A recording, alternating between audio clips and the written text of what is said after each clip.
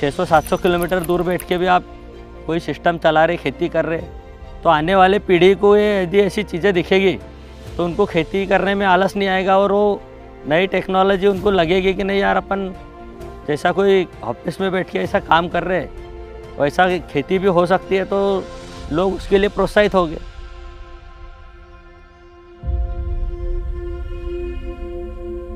ये ऑटोमेशन ऐसा है कि 1 सेकंड भी इधर उधर नहीं होने देता है, इतना ईमानदार है वो। खुद मालिक होने के बाद भी अपन कोई आदमी आता है तो उससे बात करने लग जाते हैं तो 5 मिनट ऐसे ही चले जाते हैं। लेकिन यहाँ क्या है कि हर चीज़ का टाइमिंग फिक्स है। लाइट आपको 10 घंटा मिलनी है तो 10 ही घंटा मिलनी है, तो उसको यदि आप प्रोग्राम बना के छोड़ दो कि भाई आपको 10 घंटे में इतना इतना खेत में पूरा सिंचित करके छोड़ देना है, तो 1 सेकंड भी इधर उधर नहीं करता है। नई नई चीज़ें एडॉप्ट की हमने सारी खेती में, मतलब ऑटोमेशन लगाया। जहाँ पापा वो माइक्रो ट्यूब लगाते थे, ड्रिप लगाते थे, वहाँ धीरे धीरे के हम इनलाइन पे आए, फिर 12 mm से 16 mm, 16 mm से अब 20 mm पे आ गए।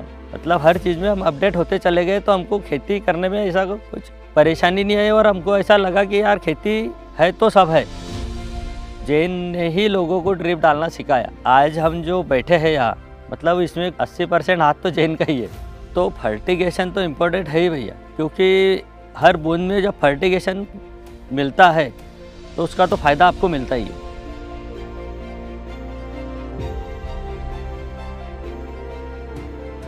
नमस्कार, मेरा नाम सचिन मधुकर महाजन है। मैं ग्राम फोपनार का रहने वाला हूँ, तालुका जिला बुरहानपुर, मध्य प्रदेश।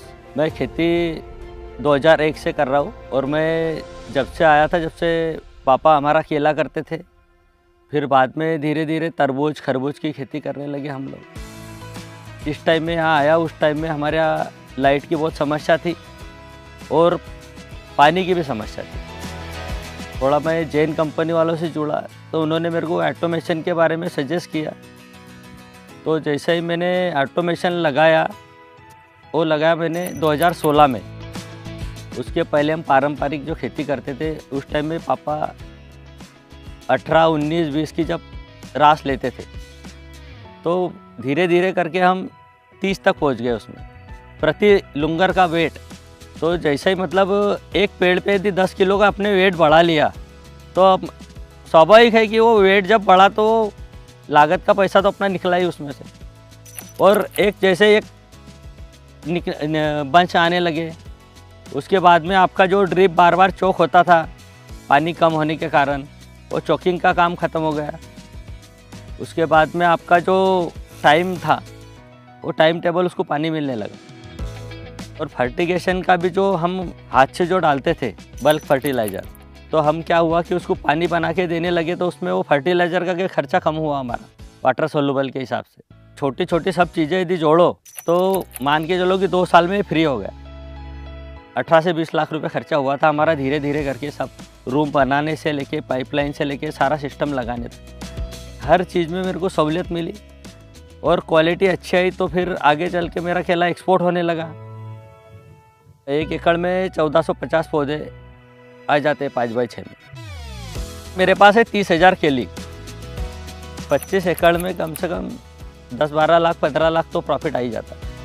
पहले मेरा जो था ना सेमी वाला था, तभी मैंने मोबाइल वाला लगाया उसमें। तो मान के चलो मैं कभी कहाँ बाहर गाँव गया और मान के चलो कि अभी आज बारिश का मौसम हो चुका है अचानक से, तो मैं वो प्रोग्राम कैंसिल करके मोटर बंद कर देता हूँ। अब पिछले हफ्ते में मैं क्या हुआ कि 6-7 दिन में मुंबई था, तो वहीं से मैंने कंट्रोलिंग किया सारा सामान।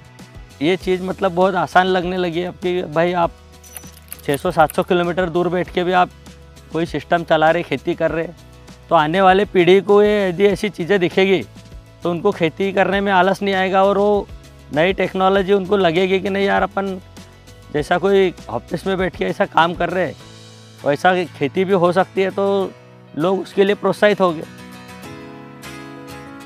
मेरा देखा देखी मतलब और लोगों को प्रोत्साहन मिला कि भाई इतने कम पानी में और इतने कम इसमें खेती हो सकती है।